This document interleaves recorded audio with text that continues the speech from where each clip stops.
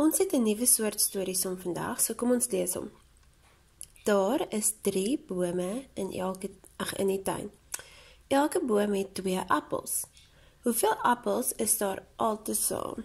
Nou kom ons kyk of ons die nommer skryf wat belangrik is. Daar is 3 bome. So skryf vir 3. Jy hoef mos dit te skryf hê.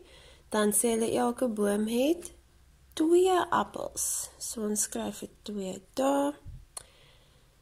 Nou wil hulle weet hoeveel appels. So appels is ons belangrike woord. So ons skryf hom hieronder. En wat ook 'n belangrike woord is altesaam. Want hulle wil weet hoeveel appels is daar altesaam. Dit beteken ons gaan goed saam sit, so ons gaan plus.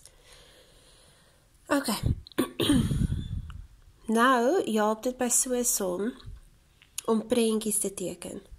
So ons kan 3 bome, hulle sê daar is 3 bome in die tuin, so ons kan 3 bome gaan teken. So daar is ons 1 boom, ons volgende boom, en ons derde boom. Nou sê hulle, elke boom het 2 appels in. So in elke boom moet ons 2 appels gaan teken. Nie net die een nie, maar die een ook, en daai ene ook. Nou sal ons sien, dit is eintlik baie maklik om nou 'n sommetjie te skryf. So vir hierdie boom skryf ons 'n 2, skryf ons plus, vir daai boom skryf ons 'n 2, plus, en vir daai boom skryf ons 'n 2, is gelyk aan. Nou sal julle sien, ons gebruik nie die 3 nie, maar ons gebruik nie die 3 nie, want hulle sê klaar, daar is 3 bome, en ons wil nie weet hoeveel bome daar is, ons wil weet hoeveel appels is daar altesaam. So, nou kan ons net baie maklik in 2's gaan tel. 2, 4, 6. So ons antwoord is 6.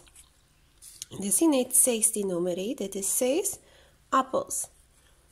So ons skryf vir appels aan die einde.